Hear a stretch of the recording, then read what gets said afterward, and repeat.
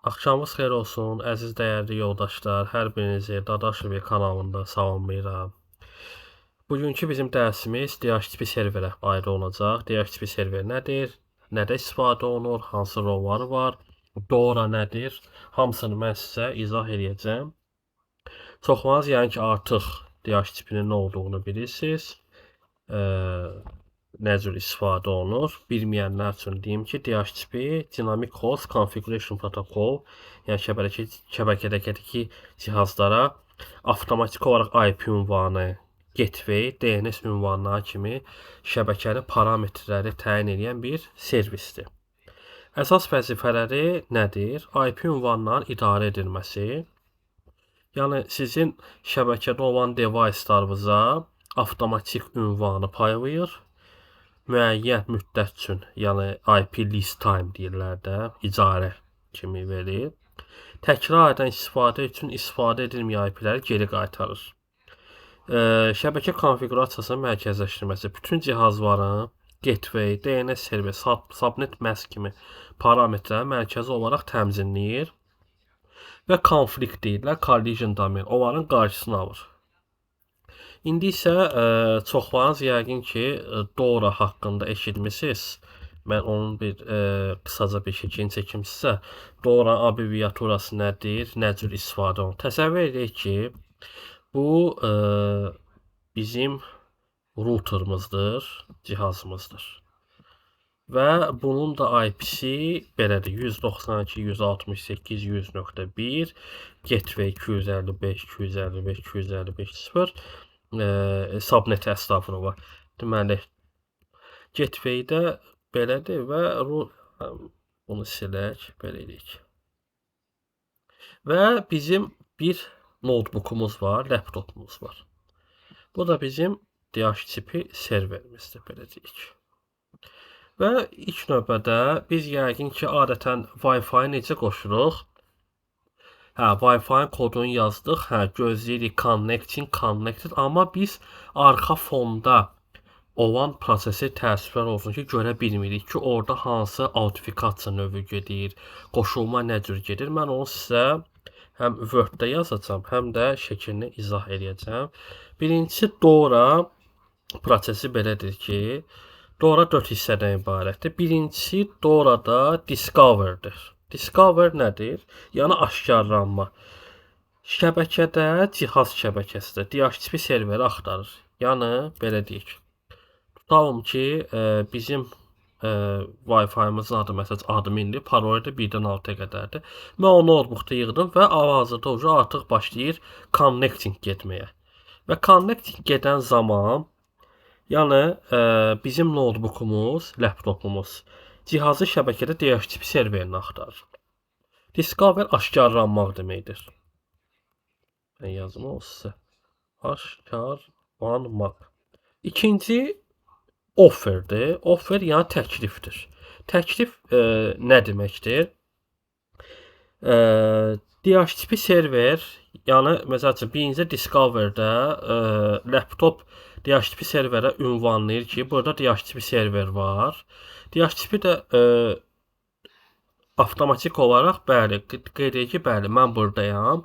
Offerda, yəni DHCP server laptopa təklif edir ki, məsəl üçün mənim 192.168.100.50 məsəl üçün IP-im var, boşdadır.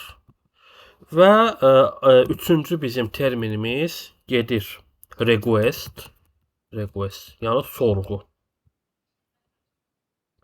Cihaz təklif olunan IP-ni qəbul etdiyini bildirir. Məsəl üçün DHCP server ünvanlayır laptopa ki, mənim 100.50 olan IP-im boşdadır. İstəyirsən, o da avtomatik olaraq deyir ki, bəli, mən bunu özümə qəbul edirəm. Yəni artıq laptopumuzun IP-si olur 192.168.100.50, 255.255.255.0 və gateway də olur 192.168.100.1. Və dördüncü bizim terminimizdə adı gedir acknowledge. Deyişim. Acknowledge yəni təsdiq deməkdir. Server IP-ni təsis edir və digər parametrlər. Digər parametr ya nədir? IP, Subnet Mask Gateway, DNS server və Wi-Fi-də olan o radio kanalda, məsələn 5-ci kanal, 6-cı kanal və özündə rezerv edir ki, 100.50 olan mənim IP-im bu laptopa aiddir. Artıq o rezervasiya eləyibdir. Yəni Doranın termini bundan ibarətdir. Yəni başlıq hərflərini də göstər D, O, R, A, Dora. Yəni hər hansı bir siz intervyuya gedəndə fərqi yoxdur, help desk networkdur. Doranın soruşu var. Və DHCP serverin faydalarından danışmaq istəyirəm. Avtomatik konfiqurasiya, bir var məsəl üçün sizdə 10 dənə device var. Siz ona təbii ki, bir-bir oturub əllə IP qeyd eləməyəcəksiniz. Nə IP-sini, nə gateway-ni, nə subnetini, nə DNS-ni. Mərkəzdən idarə etməsi şəbəkə dəyişiklikləri yalnız DHCP-də edilir.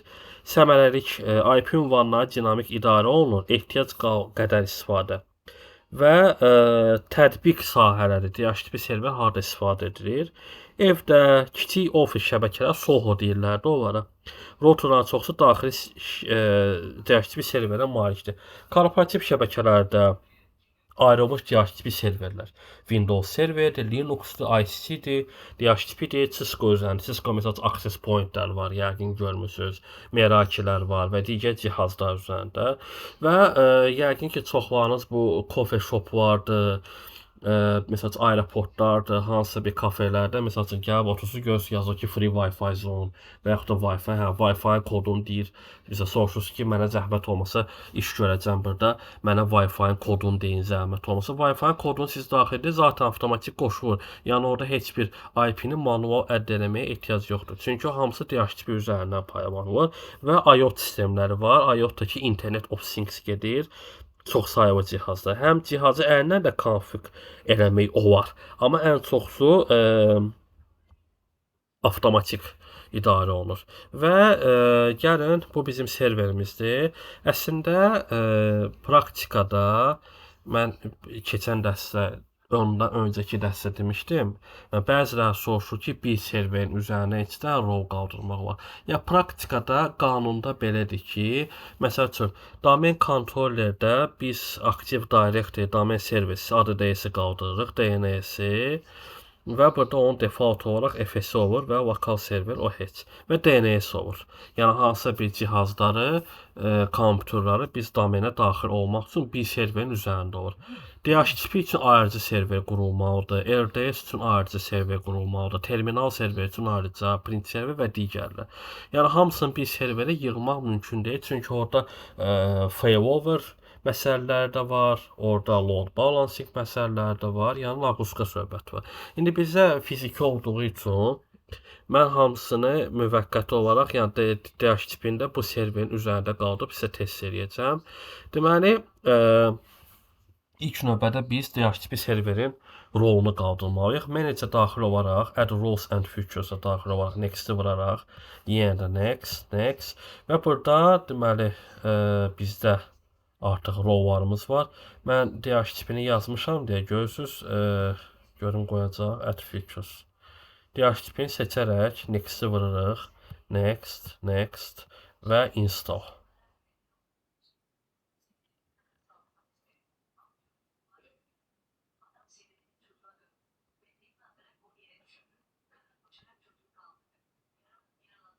Sizə bunu PowerShell-la da qaldırmaq olur.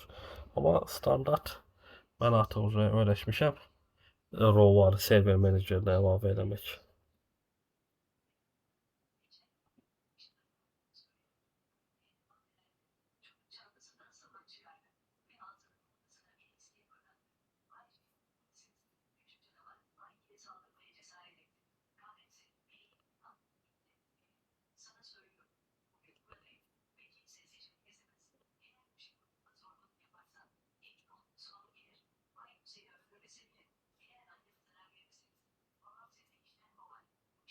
Bəli, artıq qurulandan sonra görürsüz burada belə bir nida gəl. Nidanı sıfıranda yazır ki, burada bəs artıq mən qurmuşam deyə silmişəm deyə məndən restart istəyir. Gəlin bir dənə restart verək.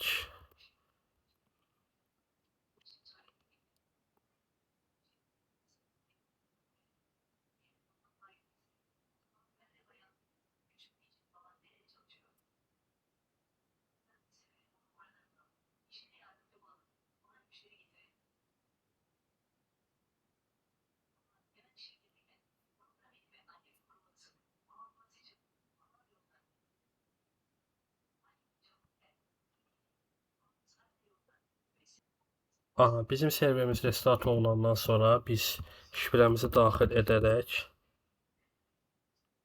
server menecimiz bu açılsın. Server menü açılandan sonra burada notifications'ı yenə də artıq sizdən yenə tələb eləyəcək. Yoxlayaq görək.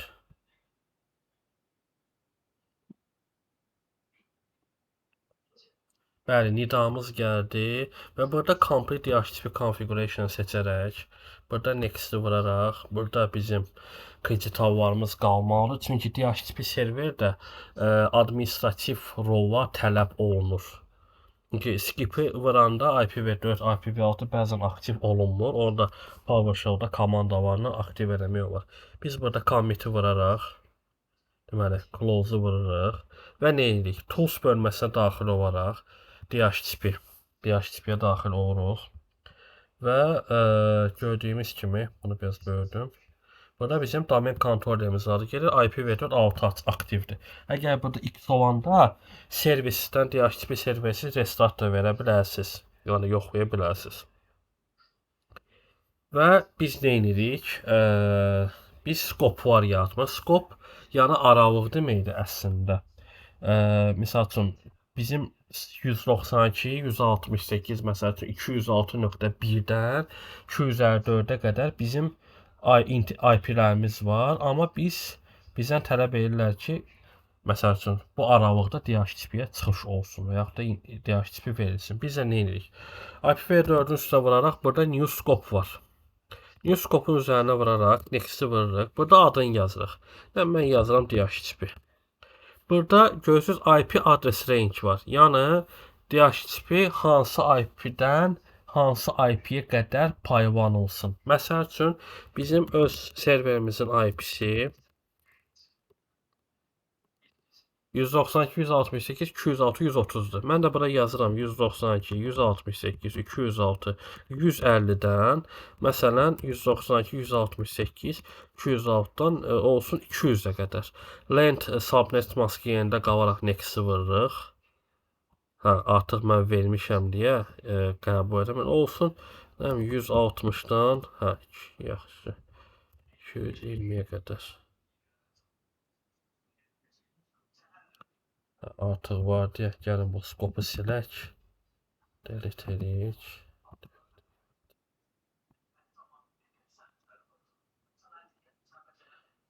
Deməli, new scope. Multicast da yarada bilərsiniz. Multicast artıq bir neçə DHCP serverə aiddir. Adını yazıram server, məsəl üçün 192, 168, 206 olsun 100-dən, ya da yox. Olsun 50-dən, 192, 168, 206-dan 90-a qədər. Və exclusions and delay-də var, yəni istisna IP-lər. Artıq o sizin rəhbərliyinizin verdiyi, network'un verdiyi qərardansınız. Siz orada yaza da bilərsiniz, yazmaya da bilərsiniz. Məsələn, bu IP-də istisna olsun. Məsəl üçün 49-dan başlayan, 99-dan başlayan. Yəni bizdə burada stabil standartdır deyə biz next-i vururuq. Release duration, yəni ona deyirlər arendovaniya, yəni onun icarə müddəti default olaraq 8-dir. Siz onu azaldıb çoxalda da bilərsiniz. Mən bunu standart olaraq 8 saxlayıram. Next-i vuraraq mən bu scope konfigurasiyasını, bəli, konfigurasiya. Next-i vuraraq routerimizin IP-sini də yaza bilərsiniz. Məsəl üçün 192, ya da 206, 1, məsəl üçün mən yazdım. Burada bizim domenimizin adı. Gördüyünüz kimi biz birinci dəstə yəqin yadınıza gəlir. DNS qaldıranda biz default olaraq serverin IP-sini verdik və DNS-də eyni oldu ki, hansı device-larımızı, konturlarımızı domenə əlavə edəndə bu IP-ni yazaq ki, o domenə üzv olsun. Və görürsünüz ki, burada avtomatik bizdə DNS və serverin IP-si 130-dur deyə avtomatik yaddaşda qalır. Məsəl üçün siz bura əlavə 8-lərdə ata bilərsiniz. Düzdür, məndə indi internetə çıxış yoxdur deyə əddi vururam. O yoxlayır ki, görək həqiqətən də 8-lərə çıxışımız var, yoxsa yoxdur.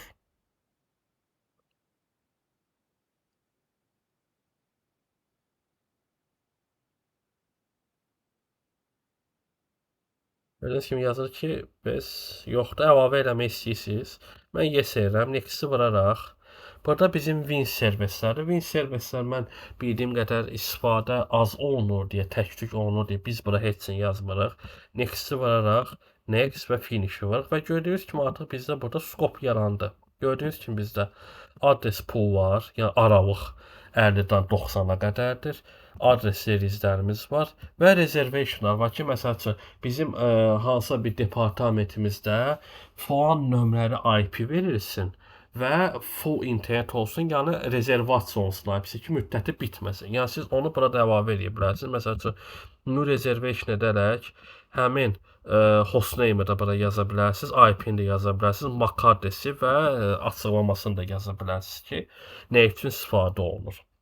Yəni artıq o sizin öz əlinizdədir və sizə verilən tapşırıqlardan asılıdır. Scope options-da gördüyünüz kimi, məsələn, artıq biz yazdıqlarımız burada qeyd edilibdir. DNS serverlər standart, bizim domenimizin adı dadaşov.vokaldır. Polislər də var, o heç. Ən çox bundan istifadə olunur və sonda istəyirsə bir dənə all taskdan serveri restart da verə bilərsiniz. Və bəzən soruşurlar ki, DHCP serverin ən yaxşı təcrübəsi hansıdır? Yəni domain üçün ən azı siz 2 dənə DHCP server qaldıra bilərsiniz. Yəni failover cluster. 80-dan 20-yə qaydası. Yəni 2 server arasında paylanma. Scope da yəni cihaz sayzından 20% artıq range. Yəni cihazın skopun planlamasını siz cihazın sayına 20% artıq məsafə qoya bilərsiniz. Həftəlik monitorinq də edə bilərsiniz və aylıq DHCP serverin konfigurasiyasını backup da edə bilərsiniz. Amma belə bir təcrübədə də deyilir ki, DHCP server əgər Active Directory domendədirsə, mütləq avtorizasiya edilməlidir. Əks halda işləməyəcək. Yəni iş prinsipi üçün DHCP Discover Offer Request DORA prosesi əsasdır. Yəni bax keçən də bayaqki sizə dediyim kimi. Yəni onları mütləq şəkildə. Və məsəl üçün gəlin belə bir şey göstərim sizə. Tutalım ki, sizin kompüteriniz belə deyək də, mən bunu 2 dəqiqəlik çıxardım. IP-dən çıxartdım IP-lərdə. Tutalım ki, sizdə hansısa bir device-dir. Daxili Wi-Fi-yə qoşulmusunuz, amma burada gördüyünüz kimi yenə də internet, no internet verdi. Birincisi yazırsınız IP config. Əgər o burada 169.254 alırsa, deməli o APIPA-dır. APIPA-da yəni internetə çıxışı yoxdur. 2 variantı var sıfırlamaq üçün. Deməli birincisi siz yazırsınız ipconfig/release. Gördüyünüz kimi kompüterdə bütün IP-lər silindi. Görürsünüz, mənim hal-hazırda network adapterımda IPv6-nın MAC adresi var, amma IP yoxdur. Nə gateway, nə DNS, heç nə yoxdur. Və biz nə edirik? Almaq üçün DNS server, DHCP serverdə ipconfig/release görürsünüz vermir. Çünki məndə artıq o network adapter virtualdır deyə. Release edəndən sonra 1-2 dəqiqə gözləyirsiniz, sizdə burada avtomatik kompüter IP alacaq. Onu özümdə də edə bilərəm. Bircə dəqiqə mənim kompüterimdə. Dəqiqə. ipconfig yazdıq. Məsəl üçün mənim hal-hazırda IP-m budur. Wi-Fi-da alan budur. Yazıram ipconfig release. Aha, atdı. Heç nə yoxdur. Gördüyünüz kimi nida da getdi və mənim VPN-im də getdi burada. IP release renew edirsiniz. Gördüyünüz kimi Windows IP configuration. Bu lokal area 910 VMware-ində deyə siz ona fikir verməyin. Sizdə burada gəlməyəcək. Məndə bu virtual adapter çoxdur deyə. Görürsünüz axtarır. Gördüyünüz kimi DHCP server mənim MAC adresimi də verdi. Mənə IP də verdi. Avtomatik mən Wi-Fi-yə də qoşuldum. Mənim VPN-im də artıq işləyir. Yəni prinsip budur. Və gördünüz ki, yenə də nəsə o deyir. Bir dənə sonuncu komanda belə bir şey də yaza bilərsiniz. ipconfig/flush DNS. Gördüyünüz kimi DNS-in keşi silindi. Yəni bunu o hallarda biz eləyirik ki, əgər bizim avadanlığımız həqiqətən də yəni heç bir belə deyək, heç bir internetə falan qoşulmur. Yəni IP almır, yazır no internet. Amma halbuki internet var ha. Amma yenə də yazsız görürsünüz ki, alınmır da. Siz onda birinci IP config release renew və sonda da by the by renew elədim mən. İndi bax axtarır. Göyə nəsə tapacaq. Gördüyünüz kimi aldı. Yenə də 130 aldı. Çünki bu virtualdır. Gördüyünüz yenə nəsə odur. ipconfig/flash DNS eləyirsiniz. Artıq o internetə çıxış olacaq. Zaten sadəcə olaraq məndə burada internet tam ayarlanmayıb deyə məndə VPN üzərindən gedir. Buna görə də internetə çıxış olmur. Yəni bu özünüzdə adi laptopunuzda belə VMware-sızda yoxladıq. Gördüyünüz kimi mən artıq sadə ekrandan eləmişdim. Bugünlük bu qədər dostlar. Gələn dərsimiz bizim fayl serverə həsr olunacaq.